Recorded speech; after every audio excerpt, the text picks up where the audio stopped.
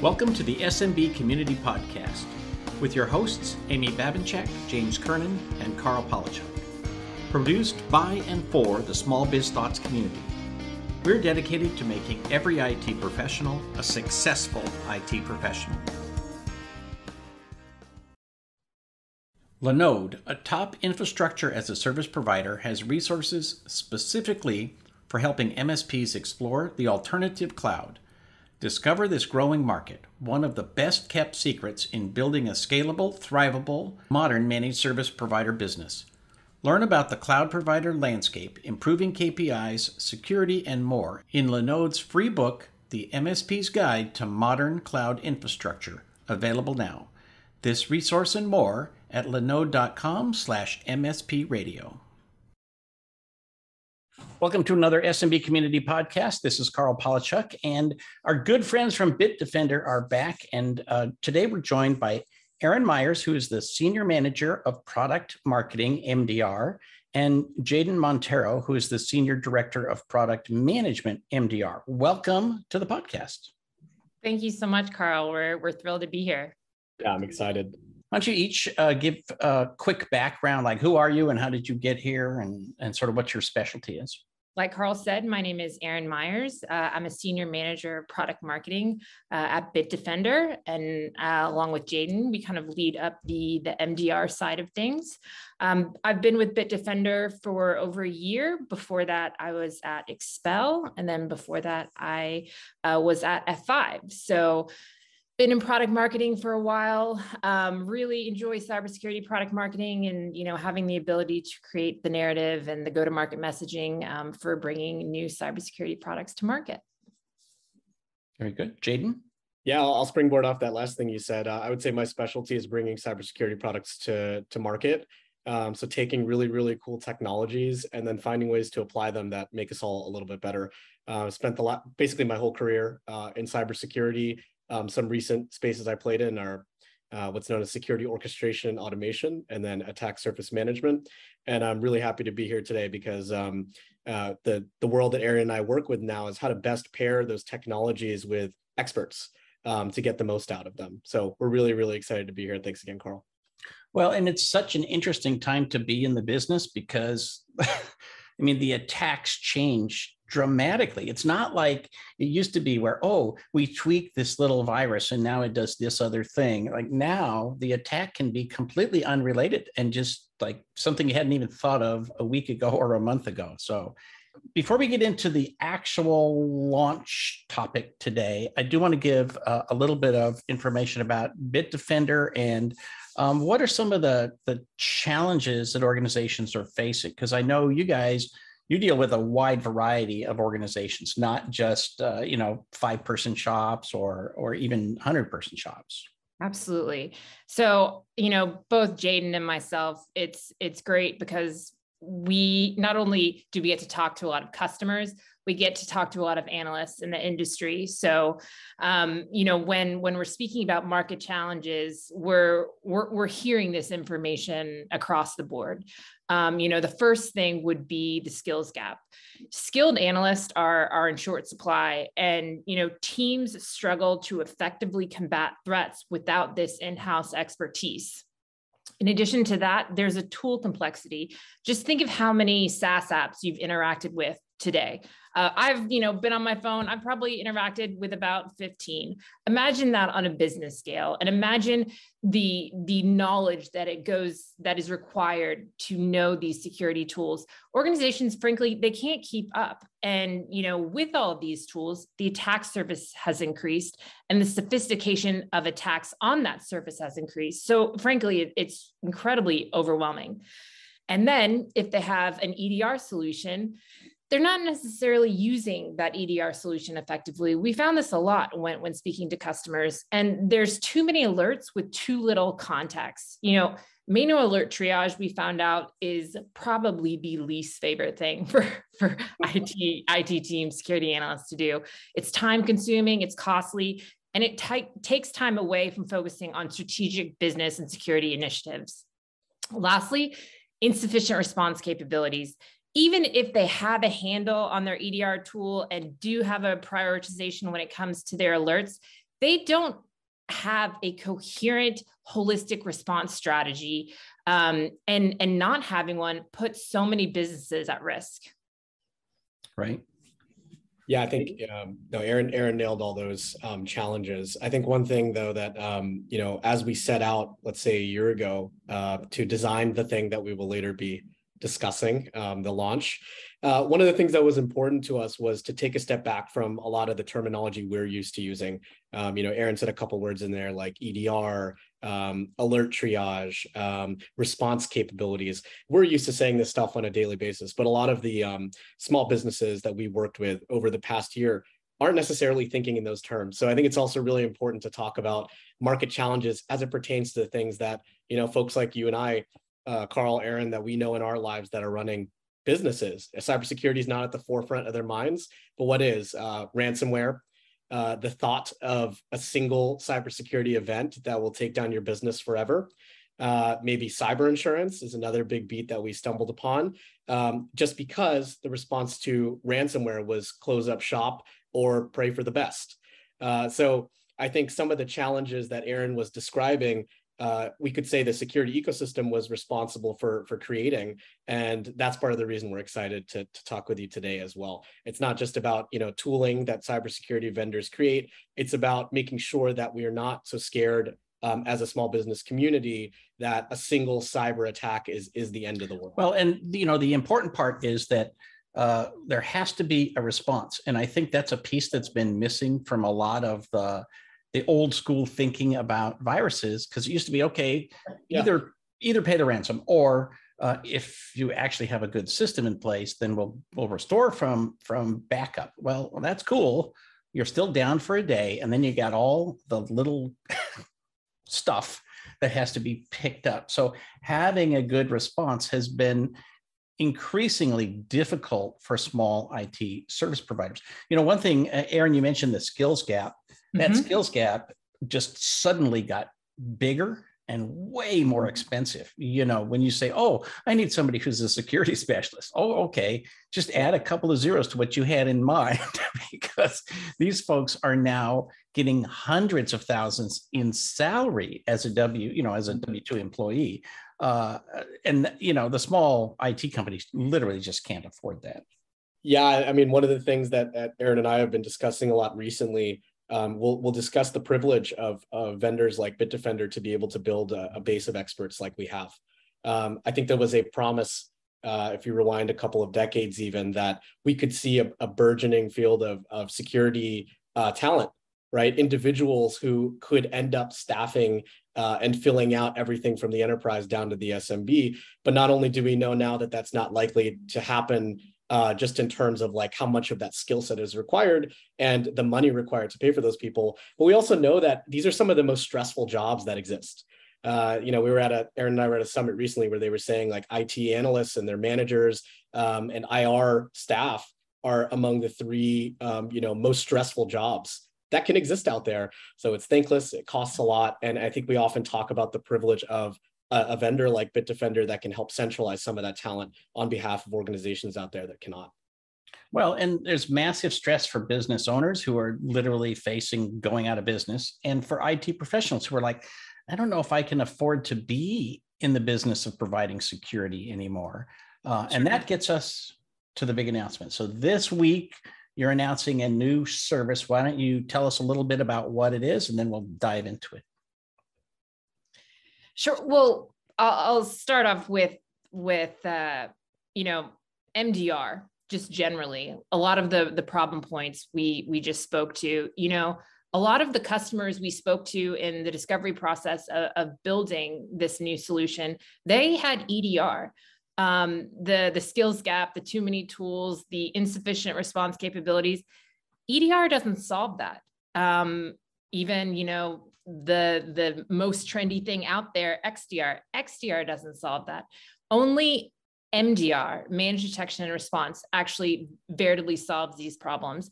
And it was kind of with this in mind that we went out about, let's see, maybe over a year ago, probably, and started really generating ideas and concepts for creating our new service tier offering, MDR Foundations. MDR Foundations. So if there's a link, we'll put a link to that. Go ahead, Jadon. No, I just, oftentimes we did have a naming process that went behind this product and service. And sometimes, again, we get wrapped up in our own heads talking about what's amazing about it, that we don't take a step back and say, why did we call it that? We called it Foundations because we talked to a ton of people out there that owned SMBs. We talked about the distributors and the resellers that get product into the hands of those SMBs.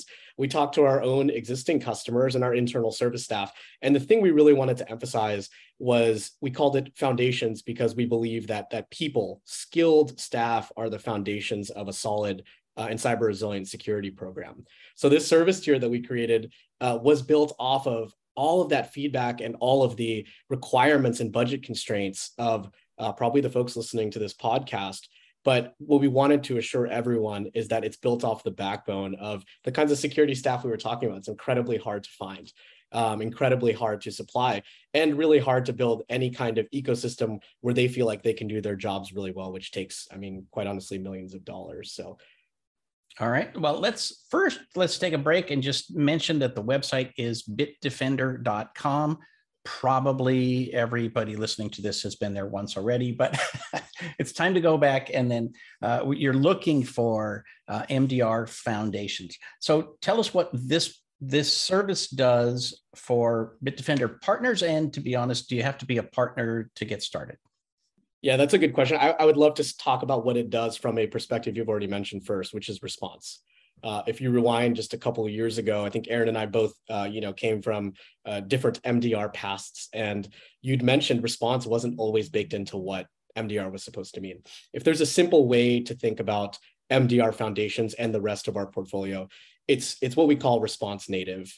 From day one, the service will enable us to act when you're not necessarily at your best. We often deal with people and partners out there that are saying, hey, if it's 2 a.m., are you really going to send me an email? And then we wake up the next day and we are the worse for wear, right?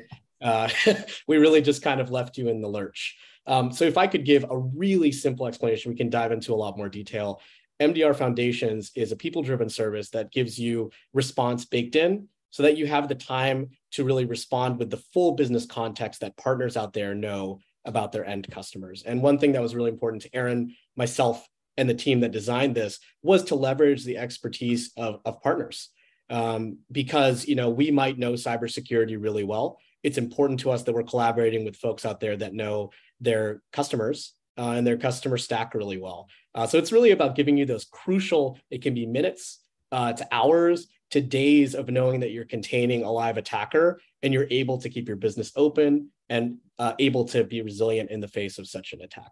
In all of our partner communications, Jadon and myself, we're coming from it from a cybersecurity standpoint, but we also learned a lot about how partners like to sell and what problems they have in enabling their customers. And we learned a lot about the go-to-market motions and how onboarding could be a differentiator, and marketing materials, et cetera, could be utilized by partners who direly needed that stuff and help them in turn with end customers.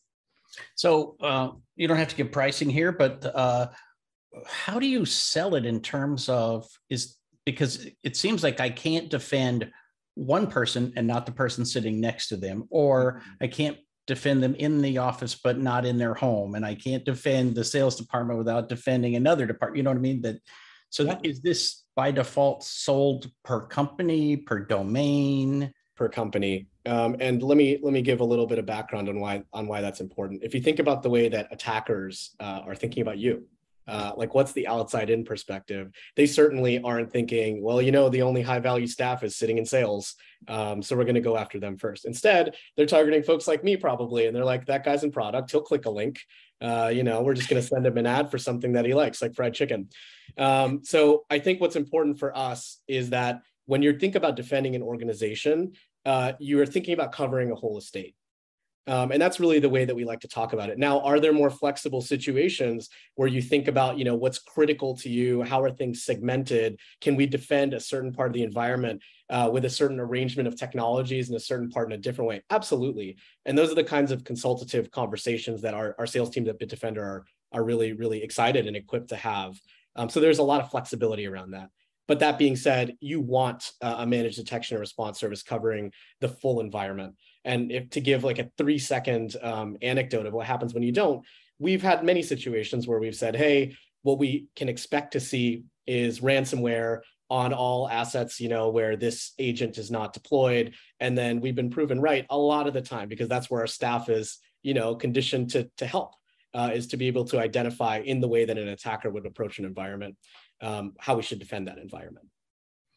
So walk me through what an attack might look like if I've got MDR Foundations in place. It's 2 o'clock in the morning. I'm sleeping. My client is sleeping, and something happens. What does that look like? Yeah, sure. I can describe a timeline. I think we put together a timeline like this recently, and the way we described it was kind of like a boxing match, right? Because I think people sometimes think about these as like one-time events. It's a single round. It's round one, right? You step into the ring, and then ransomware is deployed, and you're knocked out. For us, it often looks like a long game, and that's one where, again, that human expertise and your communication points become important, because what happens in round two, when you go back to your coach in the corner, i.e. Bitdefender, what are we talking about and how are we moving forward? Let me talk about what a day looks like. So if an attacker is targeting you or your vertical, a day might look like this. Our threat intelligence team in the SOC is already aware of a lot of details about your organization, maybe where your offices are located or your office singular is located, what vertical you're in. And we apply what we call a global context to your organization. That's just to say, we're looking at the entire threat landscape.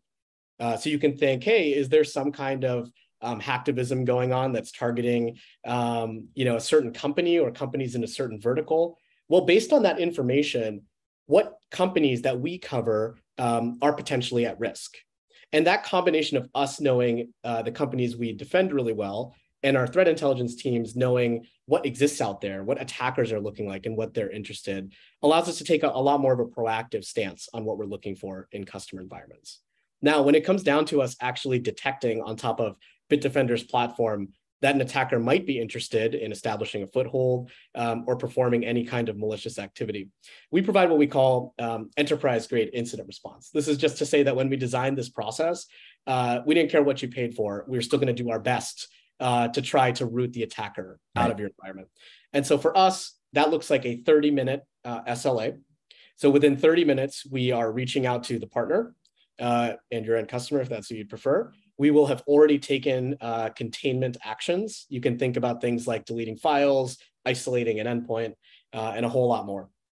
And at that point, we will produce what's called a flash report for you. So you can say, what's everything you know? Fast forward a couple hours, and we'll produce an after action report. That provides you with the confidence to go to your customer and say, hey, we believe not only that there was an incident regarding your environment, but we have a theory on what they were looking for. And we made sure that there's no way that they're getting back in. And we will use all of that information for the next days to weeks to months to make sure that that same attacker isn't going to come back around and knock on your door again or a different window. So slightly long-winded explanation there, but I think the important thing is for us, there will be Bitdefender staff that are working with you throughout all of those rounds. If it ends up escalating into something where you need more help, we're here for you, right? And so we think about it like a really extended boxing match where every round is one where your coach, Bitdefender's in your right. Well, and the interesting thing, you mentioned the long game. It used to be we waited till somebody clicked on something they shouldn't, and then we can literally point to that moment in time and say, okay, and then this happened and this happened, right? But now the bad guys, and I use that term very lightly, they literally can be planning something for months.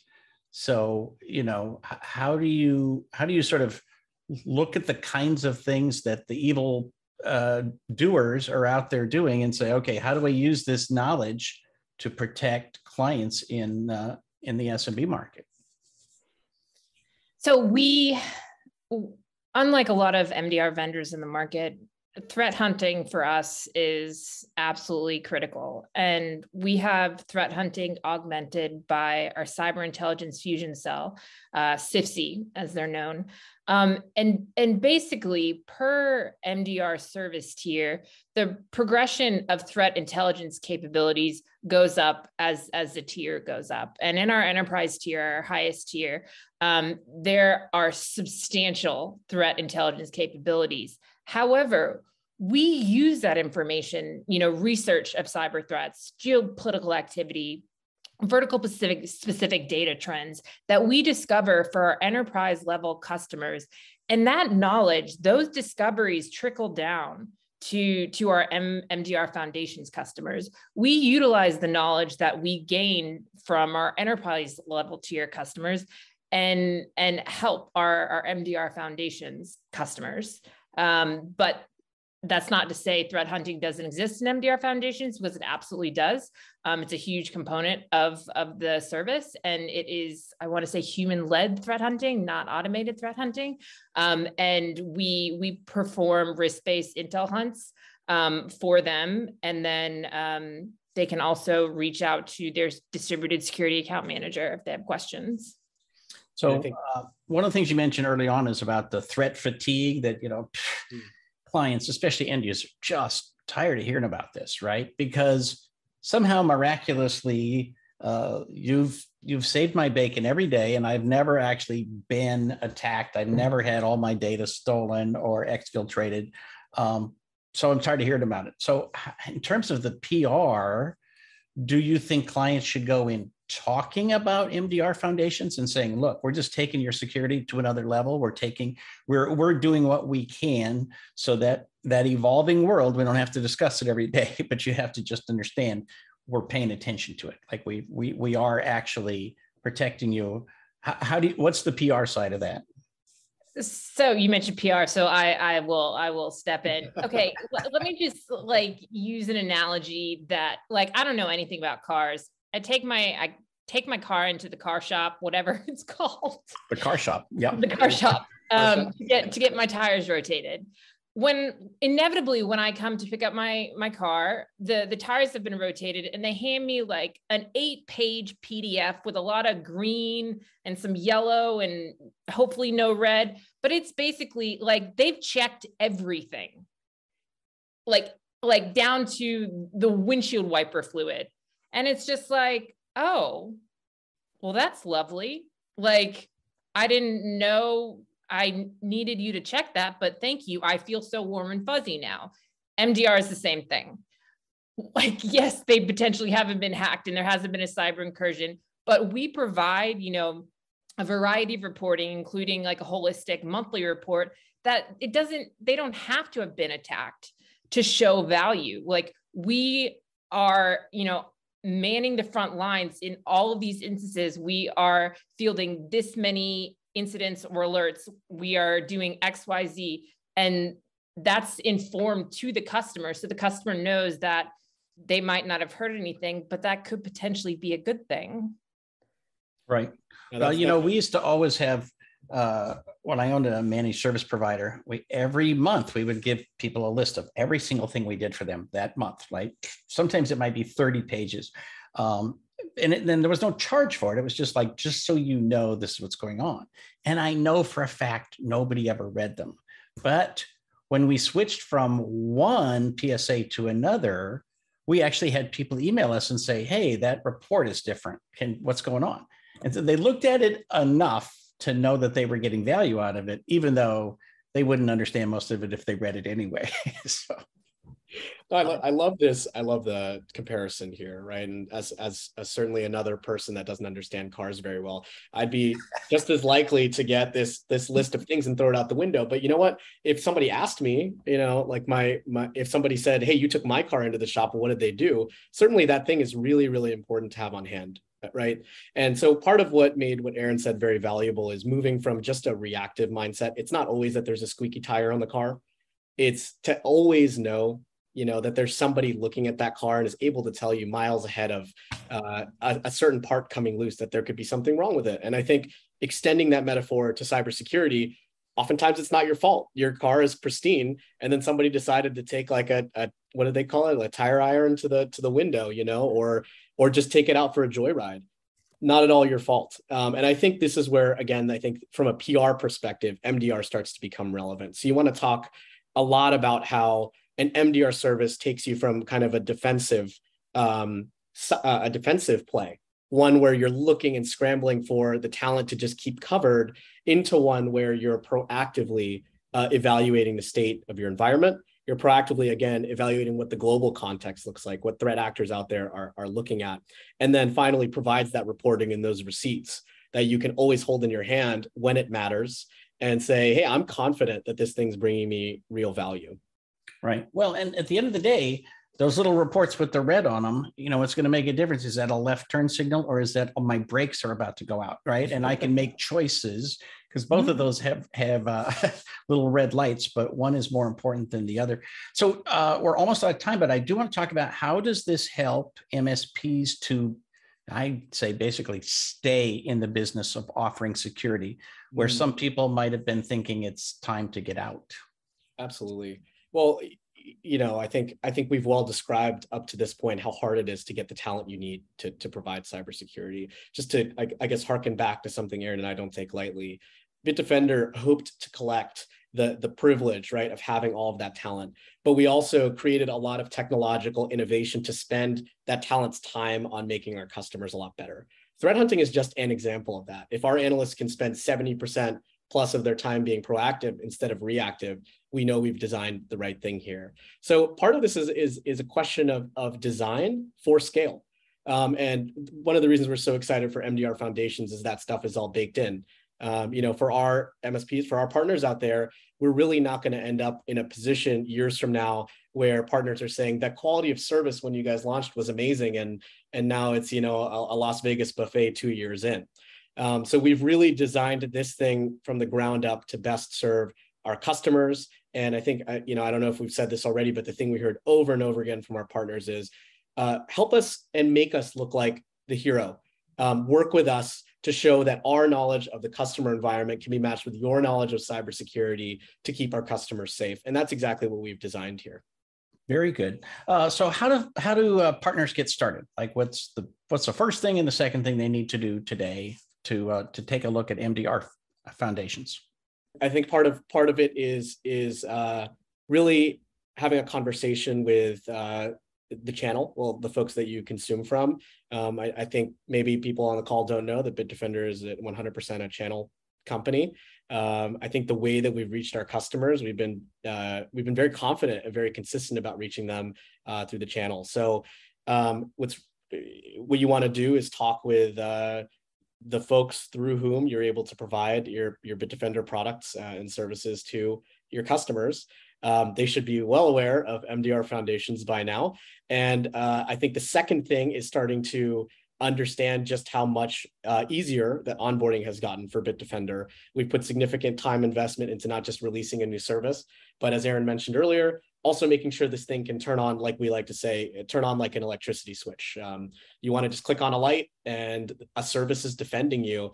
We really took that to heart as we designed Foundations. So just to recap, first thing, make sure that you're talking with your distributor, your reseller, your RMM, whatever it is, to understand how to get Foundations to your customers. The second thing is really start to understand how much onboarding has changed. For those of you that have maybe looked at our MDR in the past, we've reduced onboarding from, say, days to weeks to now it should just feel like clicking a literal switch in our Gravity Zone console, and we'll start monitoring you that day.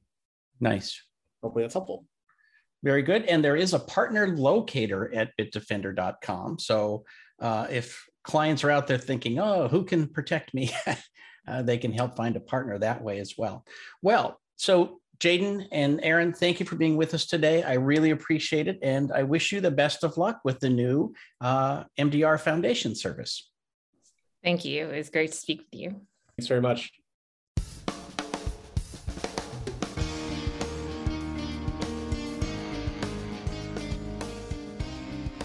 Thank you for tuning in to the SMB Community Podcast. If you found this useful, interesting, or fun, please subscribe, share with your friends, and give us a thumbs up on your favorite social media. Please check out the show notes at smbcommunitypodcast.com and give us your feedback.